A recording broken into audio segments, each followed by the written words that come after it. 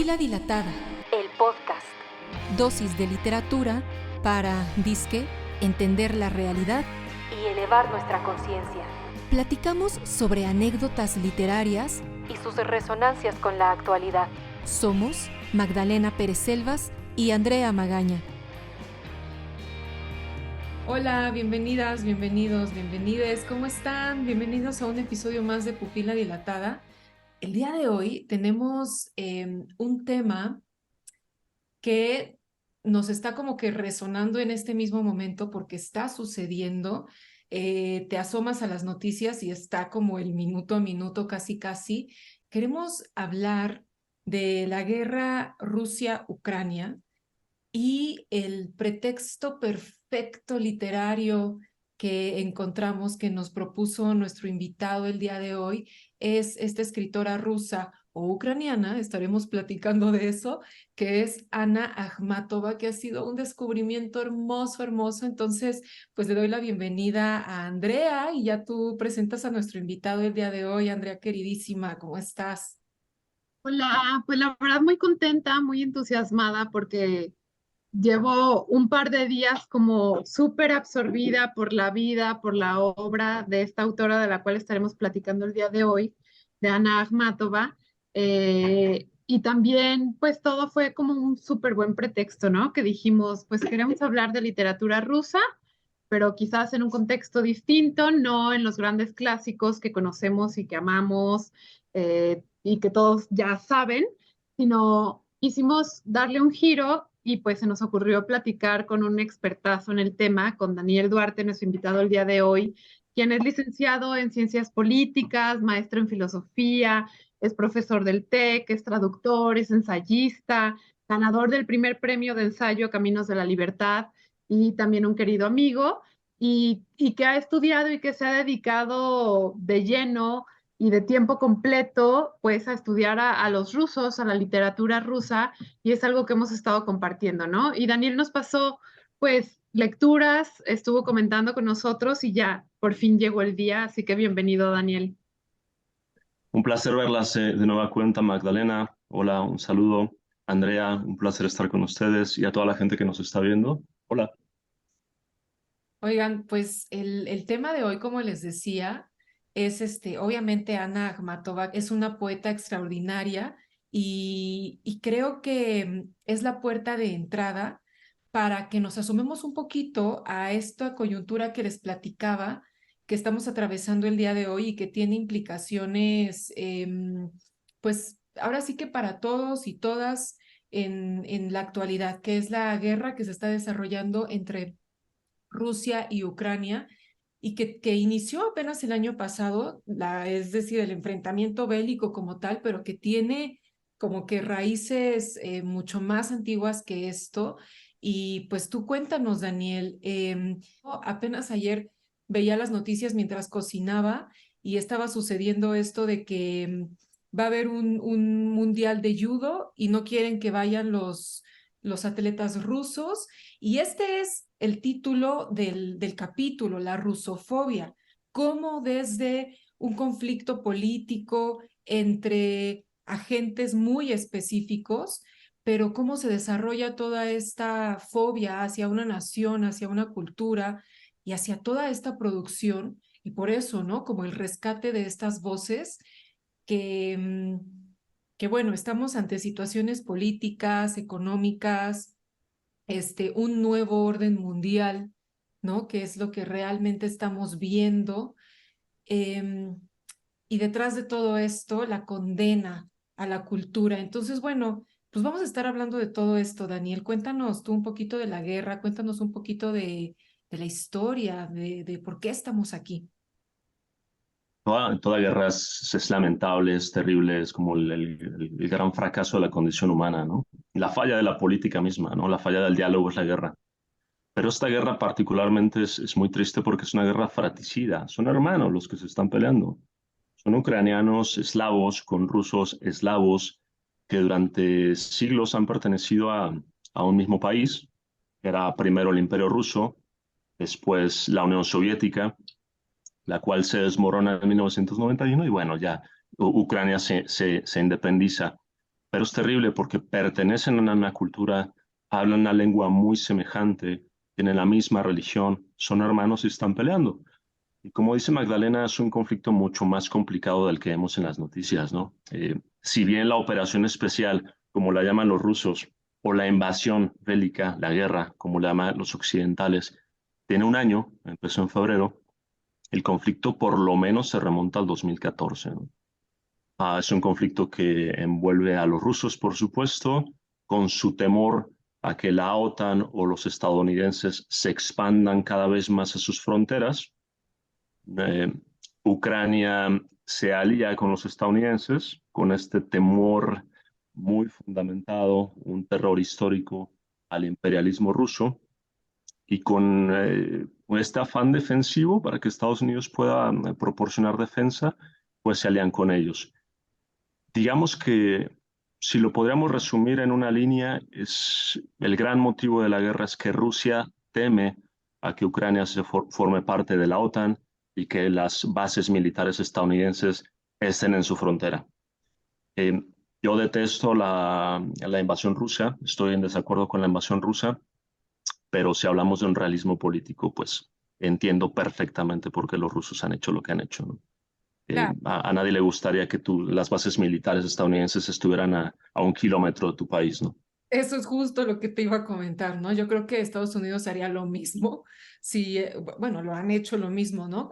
Sí, Cuando en Cuba, creo que Putin fue muy claro cuando decía, no voy a invadir Ucrania, y decía, no voy a invadir, no voy a invadir, pero estas son mis líneas rojas. Y como que, pues Estados Unidos como siempre le valió, y el Zelensky, que hay que hablar de Zelensky porque me parece un personaje lamentable. A ver qué opinan nuestros lectores y lectoras, a ver tú qué opinas, Daniel, pero cómo este mal cálculo finalmente desemboca en la invasión, como dices, ¿no? Y cómo este conflicto ya desatado desemboca a su vez en lo que ya hemos visto en toda esta condena de la cultura rusa, que además también tiene años que los gringos y su propaganda han estado fabricando, ¿no? Como esta rusofobia, lo mismo que hicieron con el Islam, y como que se renueva, porque siento que este conflicto con los rusos es todavía de más atrás. O sea, vimos la rusofobia, luego vino la islamofobia, y ahorita se renueva esto de que siempre los rusos son los malos, y de condenar. Ya no pueden participar atletas, cerraron bibliotecas con literatura rusa, que películas, que si ya no van a los Óscares. No, o sea, un montaje. es como si hubiésemos cancelado la cultura inglesa, anglosajona, inglesa y estadounidense, después de la invasión ilegal de Estados Unidos y Gran Bretaña a Irak, allá por del 2002-2003. Es como si hubiéramos sacado a Estados Unidos de las Olimpiadas del 2004, hubiésemos cancelado a los poetas estadounidenses. Ahora es una barbaridad. La cultura estadounidense es impresionante, es grandísima, es grandiosa, y el gobierno estadounidense pues comete decisiones terribles, ¿no? No tienen nada que ver una con la otra. Oye, es lo que les iba a decir. Si nosotros hiciéramos esta condena, pues los gringos no participarían en nada, porque han invadido, pero Medio Oriente, pero Latinoamérica. A mí, por ejemplo, me llama mucho la atención, no sé ustedes qué opinen, cuando nosotros de este lado del mundo, que somos obviamente muy, muy occidentalizados, y de repente no vemos, ¿no? Como otras culturas y otras naciones. Entonces, me llama mucho la atención cómo la gente pone sus banderitas de Ucrania, ¿no? En su perfil en redes sociales. Nosotros tenemos un presidente, estamos aquí en México, un expresidente lamentable que es Felipe Calderón, que en su biografía en Twitter tiene la bandera de Ucrania. Yo me pregunto, bueno, ¿cuándo vamos a poner nosotros entonces las banderas de todo el Medio Oriente destruido por Estados Unidos, el Tíbet invadido por China, todo lo que nos pasa en Latinoamérica? Pero se construyen también estas narrativas que incluso nosotros, lejos de los conflictos y sin entenderlos, los adoptamos. Y empezamos también a reproducir, que creo que eso es lo peligroso y lo que me parece interesante que ojalá podamos hacer aquí. Empezamos también a reproducir esas fobias que no tienen nada que ver con nosotros, ¿no? Y creo que es como el mal de nuestro tiempo, ¿no? Justamente como el dejarnos guiar por esta narrativa o por este hilo que nos dicen, aquí es el camino, ¿no? Estos son los buenos, estos son los malos, tenemos que apoyar a este país y desacreditar al otro, pero en realidad es el mal contemporáneo, ¿no? Es decir, que nos creemos y que nos pueden vender muchas ideas y que luego no nos cuestionamos y en realidad no nos ponemos a investigar y no nos ponemos a cuestionar y decir, esto que me están vendiendo y esto que me están diciendo, ¿realmente pasó así o realmente es así? ¿No? Y el tema de la censura, por ejemplo, a los medios de comunicación rusos, el ejemplo más famoso es Russia Today, que me queda claro que es un canal propagandístico, pero para mí la BBC de Londres no es diferente en cuanto a es un canal propagandístico también. Las guerras modernas son guerras propagandísticas ante todo. Y yo sí pugno mucho porque las personas puedan leer un medio ruso, un medio alemán, un medio francés y tomar sus propias posturas políticas respecto a un conflicto como este, ¿no? Creo que esto que dices, Daniel, es súper importante y es algo que aquí en Pupila Dilatada, Andrea y yo como que tratamos de fomentar, ¿no? Esta parte como de escuchar todas las voces ante una problemática en específico y aquí es fundamental no nada más escuchar a los británicos o a los gringos o a los europeos, tú escuchas los noticiarios occidentales y bueno, Rusia es lo peor y están perdiendo la guerra y etcétera, ¿no? Y poco acceso que tenemos a los medios iraníes, rusos, chinos, esa es otra historia. Allá te están contando que al revés, ¿no? Que Rusia está ganando la guerra. Entonces, te das cuenta el peligro ante el que estamos como sociedad de no saber, no sabemos realmente, ¿no? Paradójico que esta censura pase precisamente en la era de la información, ¿no? En la era de las redes sociales, en donde por alguna razón pensamos que ya éramos libres y no dependíamos como las personas que nacimos en los 80s, ¿no? O personas anteriores a lo que dijera la televisión, ¿no?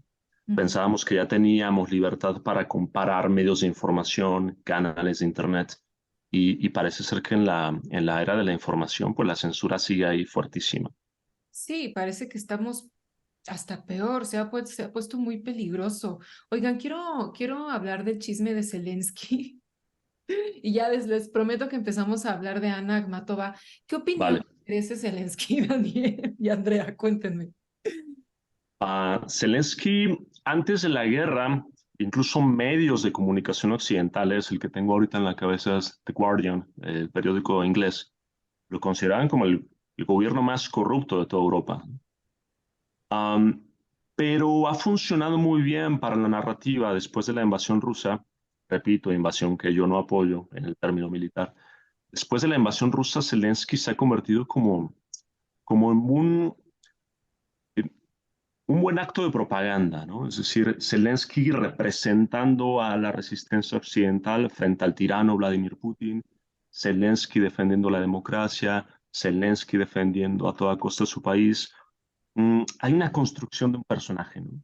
Pero si tú te pones a buscar notas de 2020 para atrás, Zelensky, incluso por la prensa occidental, era considerado uno de los gobernantes más corruptos de toda Europa. Está sostenido con hilos, ¿no? Con el poder militar y económico de los Estados Unidos. Para mí, entre paréntesis, esta no es una guerra nada más Rusia-Ucrania, es una guerra Rusia-Estados Unidos. Y vamos a ver si Zelensky, pues, aguanta. Para ser honestos, yo pensé que iba a caer mucho antes, pero para mí, pues, es uno de estos políticos creados por la propaganda, ¿no? En México, Enrique Peña Nieto, por ejemplo, en Estados Unidos, Barack Obama, un político muy hábil y muy inteligente, por cierto, pero también producto de la propaganda. Es decir, parece ser que la política contemporánea es también producto de la propaganda, ¿no? Crear personajes, crear actores, crear héroes, porque pues estamos necesitados de héroes en estos días aciagos. No me gusta Zelensky, para ser honesto. No, y creo que también se ha tomado como muy real este papel, ¿no? Se muestra como que está defendiendo al pueblo y hasta cierto punto así como un poco mártir y los hermanos que han quedado, como todo este discurso que él trae, incluso creo que es actor, ¿no? Entonces le queda bien como el colgarse este papel. Es comediante, comediante. Comediante, Sí, comediante, Sí. efectivamente. Oye, Por, no, por adelante. otro lado, Vladimir Putin también me parece 20 años en el poder, Ujú. me parece que las auténticas víctimas en esta guerra son los ucranianos, el pueblo ucraniano, el pueblo ruso, que por un lado, pues, son utilizados en Ucrania por Estados Unidos, por la OTAN, para debilitar a Rusia. Y yo creo que también Rusia merece un poco más de democracia, ¿no? Ujú. Sí, definitivamente. justamente, perdón, Magdalena, nada más para comentar, justamente hablando como de esta parte de las víctimas que realmente termina siendo el pueblo, pues es un poco lo que le pasó a Ana Akhmatova, ¿no? Terminó siendo una víctima eh, después de la Revolución Rusa, que ya estaremos hablando al respecto, pues, pero ella terminó siendo censurada también. Y en su mismo país no podía ser leída, era perseguida, su hijo, su ex marido, o sea, también ella vivió como toda esta parte del sufrimiento del pueblo ruso, ¿no? Sí.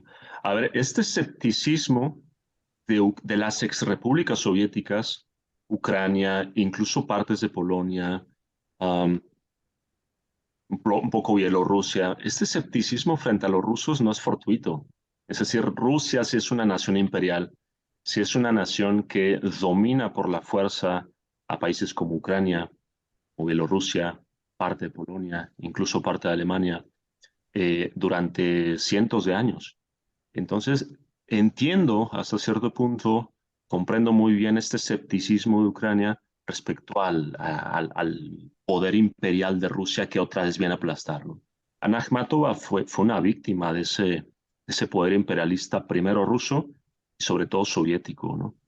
Ana Akhmatova es una poeta que ya escribía antes de la llegada de los bolcheviques, pero toda la impronta poética de Ana Akhmatova es como el gran peso de la historia, ¿no? Escribe como una forma de quitarse la venda de la boca, como una forma de quitarse ese silencio impuesto por el poder soviético que la oprimía, y ya hablaremos, pues mató prácticamente a todos sus seres queridos, ¿no? Sí, creo que fue una elección súper atinada. Digo atinado porque en Pupila Dilatada hablamos de literatura, pero también de coyuntura, ¿no? Tratando de encontrar estas resonancias entre la literatura y la ficción y la actualidad. Y efectivamente, Ana Akhmatova, su literatura es de su tiempo, o sea, empieza escribiendo algunas cosas, tiene un montón como de poemas como muy pasionales, como amorosos, pero he visto, por lo poco que la he leído, cómo conforme va avanzando su vida, va decantando en todo el momento histórico, todos los momentos históricos que le tocó vivir, porque vio un montón de cosas, ¿no? No hay autores que quizás les toca alguna cosita, pero a ella le tocaron un montón de guerras. Entonces, pues ya que entramos a esta escritora, dejando un poquito de lado, pues de lo que empezamos a hablar, solamente decir, pues nada, que informémonos muy bien. Informémonos muy bien. Creo que esa es nuestra responsabilidad, es como nuestras pequeñas trincheras. Este, esto de tomar partidos y cosas así, no, creo que no es el momento, ¿no? Más bien tenemos que ver el todo, y me encanta con lo que empezó Daniel, que es, bueno, pues que lo más triste es que es una guerra entre hermanos, pero somos todos hermanos y hermanas. Entonces, qué triste que terminemos en esto, pero bueno, la cultura es nuestro gran puente de hermandad. Entonces, pues, ¿qué nos cuentan Andrea y Daniel de Ana Akhmatova? La posición siempre tiene que ser en contra de la guerra, siempre. no importa quién pelee. La posición siempre tiene que ser en contra de la guerra. Así es. Anna Akhmatova curiosamente nace en Odessa. De ahí la importancia de en estos tiempos hablar sobre ella, porque Odessa hoy es Ucrania.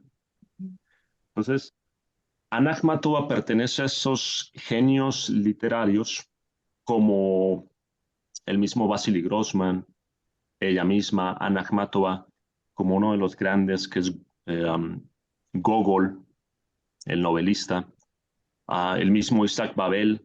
Ellos nacen en lo que hoy es Ucrania. Entonces los ucranianos hoy los reclaman para sí, ¿no? Dicen, son los poetas, son los genios ucranianos, y por otra parte los rusos los reclaman para sí.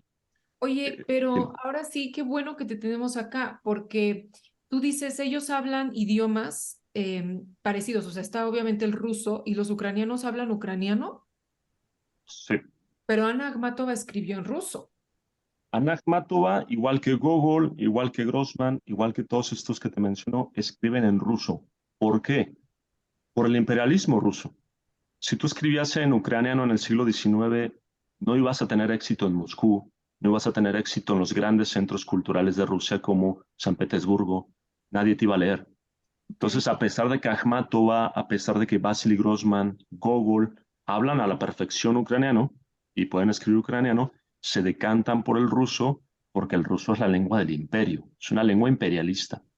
Entonces, lo que los ucranianos de hoy reclaman es, eran ucranianos, escribían en ruso por el dominio imperialista político, por supuesto, y cultural de Rusia. O sea, Rusia era un todo que se devoraba a todos los pequeños pueblos circundantes, ¿no? Si les preguntamos a ellos qué se consideraban, pues se consideraban como rusos, ¿no?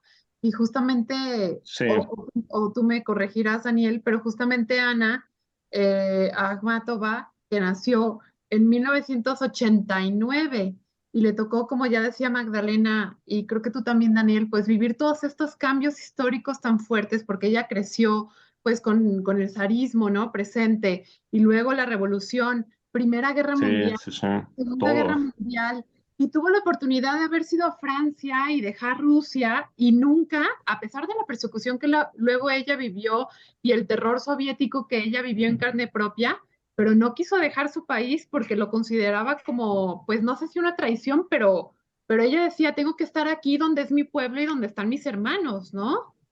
Exacto, con su pueblo, con el gobierno no, detestaba al gobierno. De hecho, así inicia Requiem, con unas líneas muy bonitas diciendo, ningún cielo extranjero me protegía. Ana Akhmatova se puede ir, en efecto, como muchos intelectuales se van. Ninguna la extraña. Exacto, es decir, ningún país extranjero me protege.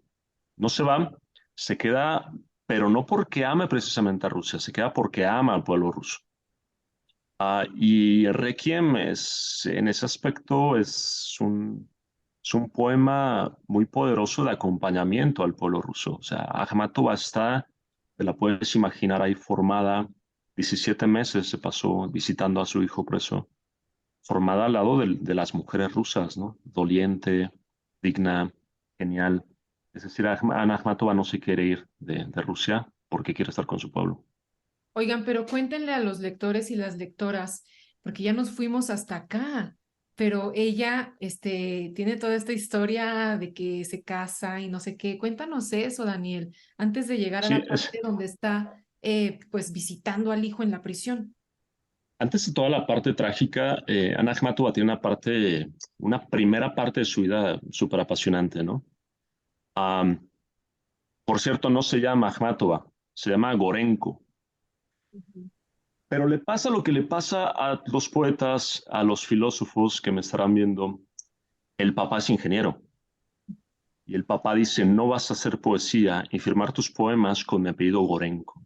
No vas a arrastrar la reputación del gran apellido Gorenko con una profesión tan ruin como la poesía, ¿no? Es decir, esta idea de que el poeta o el filósofo o el humanista es una vergüenza para la familia, ¿no? Me recuerda mucho a cómo inicia Las Flores del Mal de Baudelaire. El poeta es una maldición para la familia, ¿sí? Mm. Ana Akhmatova, Ana, adquiere ese apellido que es Akhmatova, que es el apellido de su abuela, para firmar sus poemas. Y empieza a firmar, a tener cierto reconocimiento en San Petersburgo, que es la capital cultural de Rusia y la capital política. Conoce a un gran poeta, se casa con él, probablemente nunca lo amó, se casa con él, se van a su luna de miel en 1910 y Ana Akhmatova, al parecer, en la misma luna de miel se enamora de un famoso pintor, hoy famoso, en ese entonces profundamente desconocido, un don nadie, se llama Amadeo Modigliani, pintor italiano que vivió en Francia. Ana Akhmatova está pasando su luna de miel con un poeta que ya ha reconocido, que es Gumilyov. No obstante, se siente atraída por este genio de Modigliani. Eh, Tienen un romance, al parecer, de unas cuantas semanas. No sabemos absolutamente nada de hasta dónde llegó ese romance. Sabemos que Modigliani le pinta 17 retratos, 17 dibujos a lápiz, en donde Ana Akhmatova aparece desnuda o semidesnuda. Podemos intuir que hubo alguna relación sentimental. Ana Akhmatova se va después otra vez a San Petersburgo con su marido y un año después vuelve, al parecer sola, a París a visitar a Modigliani. No lo había olvidado, Modigliani sigue siendo un pintor con nulo reconocimiento social, nulo reconocimiento económico.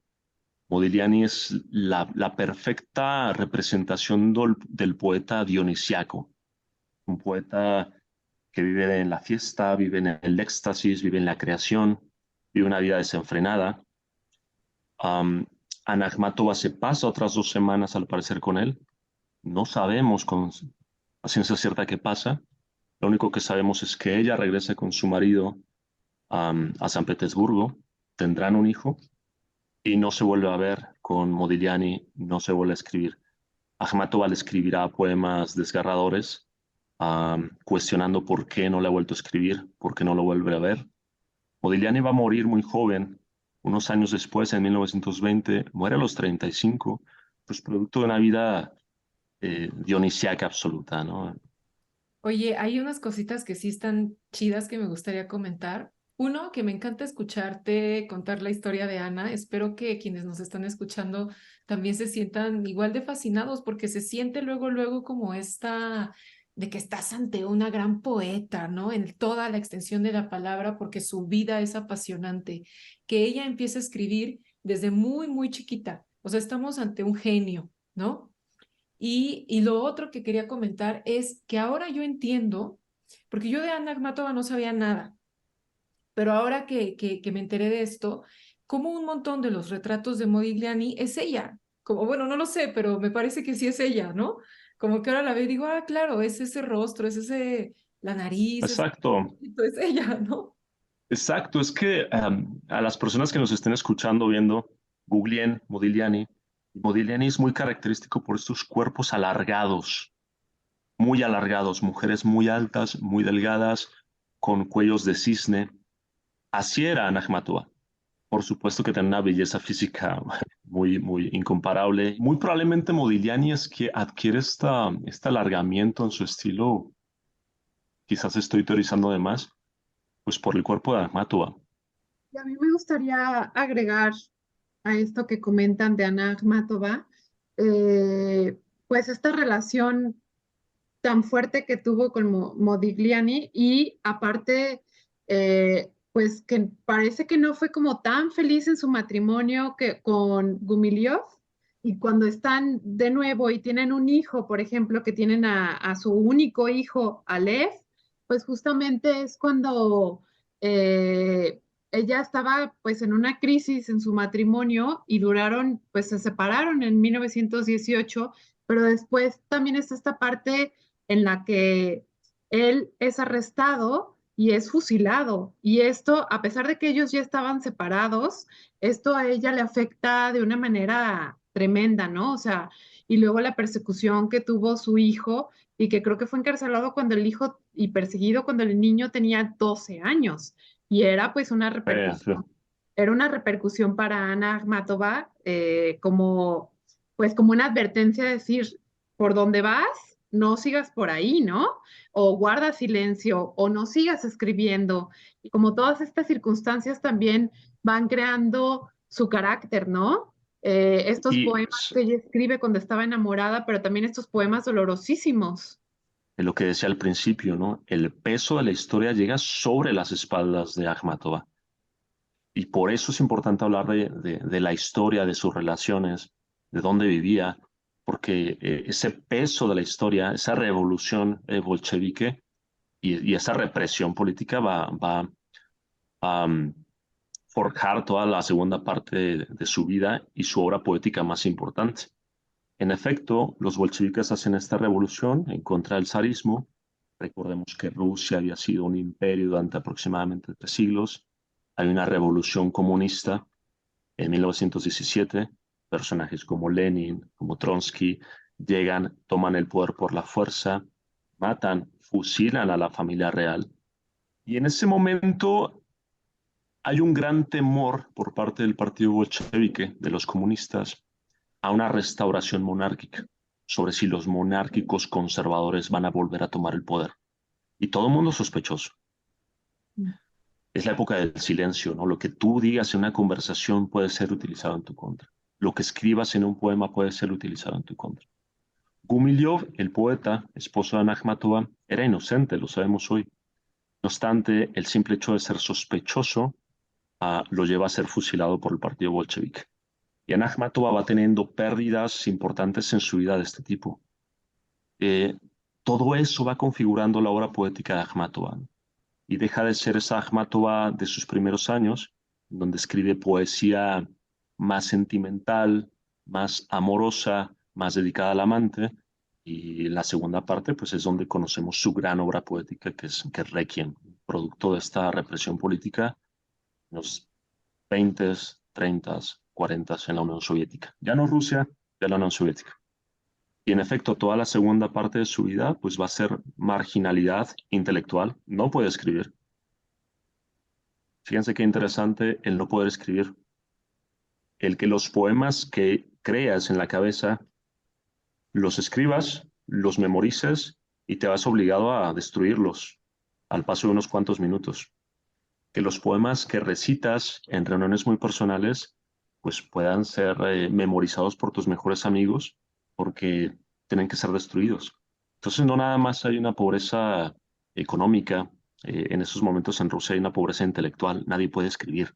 Pero lo que me parece apasionante de Akhmatova es que ella nunca se va, se queda y padece al lado de su pueblo, del pueblo ruso, pues básicamente 30 años de dictadura, ¿no?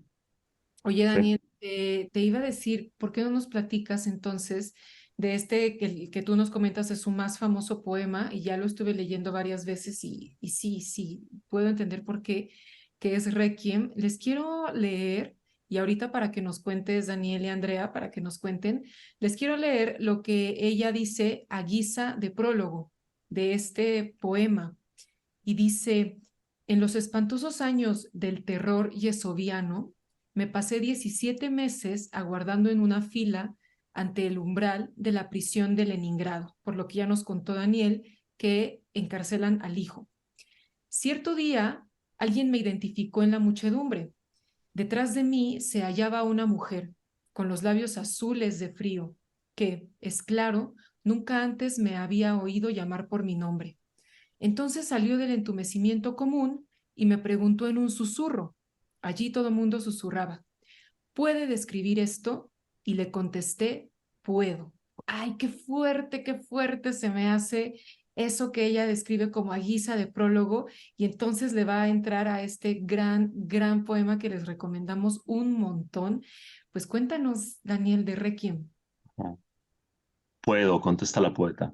Sí. Um, um, Después del desastre de la Segunda Guerra Mundial, decía un filósofo que se llama Adorno, decía, después de Auschwitz es imposible escribir poesía, no se puede escribir poesía. Es decir, después de haber visto cómo el ser humano es capaz de lo peor, escribir poesía puede convertirse en un acto un poco superficial. Mandelstam, que nunca conoció a este filósofo, responde de forma distinta, ¿no? Mandelstam, amigo personal de Akhmatova, dice, toda gran poesía es una respuesta al desastre total. Toda gran poesía es una respuesta al desastre total. La respuesta de Akhmatova, que pasó, Magdalena, más o menos 15 años sin escribir. La respuesta al silencio, al desastre total, es Requiem. Y me gusta mucho cómo este prólogo dice, todo mundo se habla en susurros. En efecto, es lo que te contaba, o sea, nadie podía hablar en voz alta, nadie podía criticar al poder político. Y cómo una poeta, como el pueblo, inculto quizás iletrado, quizás ignorante, personificado en esta mujer, toma a la poeta como la voz del pueblo, como la voz popular.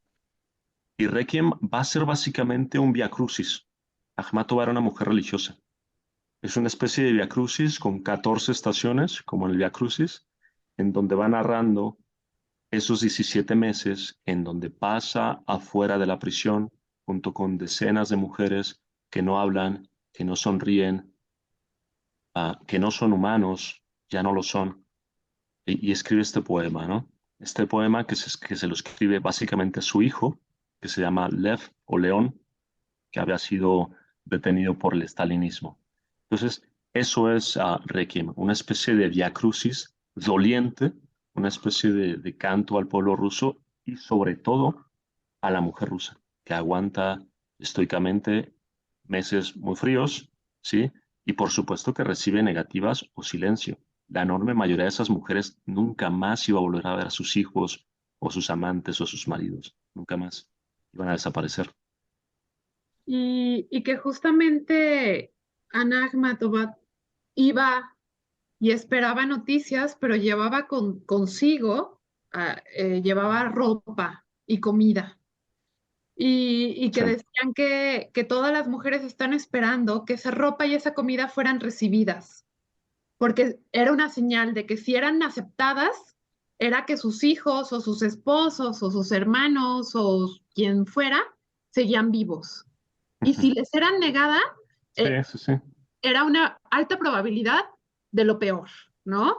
Entonces, sí. durante estos meses, 17 meses, Ana Akhmatova se enfrentó continuamente a la incertidumbre, incluso de si su hijo seguía vivo o muerto. Y a mí me parece fuertísimo que en realidad su hijo fue eh, detenido muchas veces, no solamente una vez, sino continuamente lo liberaban y lo volvían a detener, lo liberaban y lo volvían a detener, Sí. y todo era por los padres que tenía, ¿no?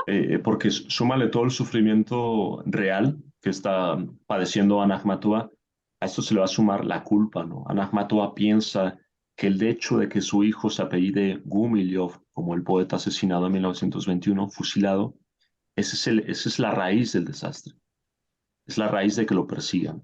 Y el hecho de que ella sea amiga de Mandelstam, este poeta que escribió en contra de Stalin, ese simple hecho, sus amistades y su apellido, ser quien es, le provocan tal sufrimiento a ella y a su hijo, ¿no? Es decir, le genera esta culpa terrible, ¿no? En la introducción de Requiem, tiene una línea es muy fuerte este poema y es muy cortito para que las personas lo pueden leer en 15 minutos. En la introducción de Requiem dice, en estos tiempos solo los muertos sonreían. Sí, son tiempos tan miserables, tan oscuros, en donde el estar muerto es preferible, ¿no? Sí, tiene versos que, como dice Andrea, son muy fuertes, pero que al mismo tiempo son hermosos. Dice una parte, por ejemplo, esta mujer está enferma hasta la médula. Esta mujer está completamente sola, con el marido muerto y el hijo distante en prisión. Rueguen por mí, rueguen. Otra parte donde dice convertir el corazón en roca y todavía disponerse a vivir de nuevo, ¿no? O sea, cómo vivir con todo ese dolor a cuestas, porque creo que también hay una parte donde habla más o menos como de este dolor no es solo mío, ya lo decía Daniel, no es el dolor de toda una nación que está atravesando por esto. Y lo que yo me di cuenta es que también su poesía hacia ya más madurez, pues habla muchísimo de esto. Hay un verso, o me parece que este es el poema completo que dice, cuando menciono por costumbre los nombres de mis amigos más queridos, solo el silencio me responde, ¿no? O sea, también la muerte a cuestas, la desaparición, supongo que, pues sí, lo que sucede cuando estamos ante este tipo de regímenes, ¿no? Tiene uno que se llama Liberación, con este dejo de descanso. Dice, el viento limpio ondea los abetos, la nieve suave cubre los campos, ya no se escucha la marcha enemiga, mi tierra descansa por fin. Este poemita me parece que ya es después de la Segunda Guerra Mundial, o sea, todo lo que le tocó ver y todo esto lo vamos a estar escuchando en su poesía, ¿no? Andrea. Bueno, a mí me gustaría nada más leerles rápidamente también un fragmentito que me parece como que queda, ¿no? Y dice, para algunos puede soplar el viento fresco, para otros la luz solar se desvanece en el ocio. Para nosotras, que justamente es estas mujeres de las cuales Daniel hablaba, para nosotras, asociadas en nuestro espanto, solo escuchamos el chirriar de las llaves y las pisadas de las recias botas de la soldadesca, ¿no?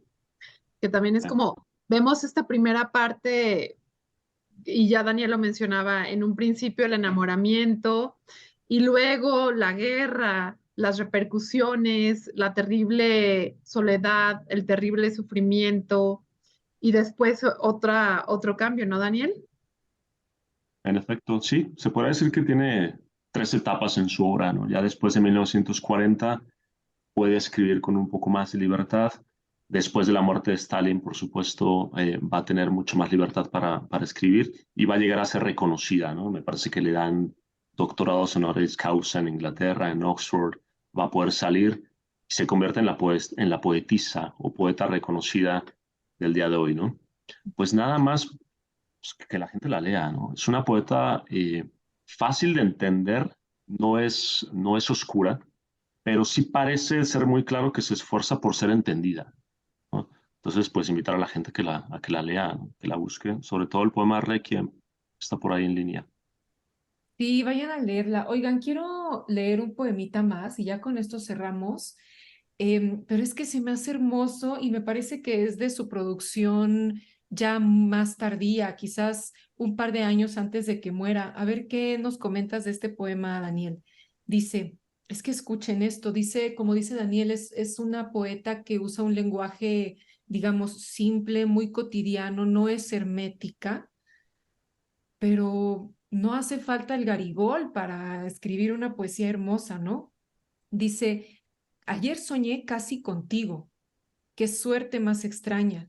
Me desperté tristemente llamándote desde las sombras. Digo que ayer soñé casi contigo, pues aquel del sueño era más joven y esbelto, y desconocía por completo los secretos de nuestros días de pasión. ¿Qué puedo hacer? Tal como lo predijera medio siglo atrás, este fantasma vino a verme en el sueño, pero en el fondo de mi alma, al que yo esperaba era a ti. ¡Ay, me encanta! ¿No? Quién sabe, quizás se lo escribió a Modigliani, ¿no? Y Ana Akhmatova dormía y la acompañó en sus diferentes casas en las que se fue mudando, dormía con un retrato que le hizo Modigliani, ¿no? Entonces, Sí.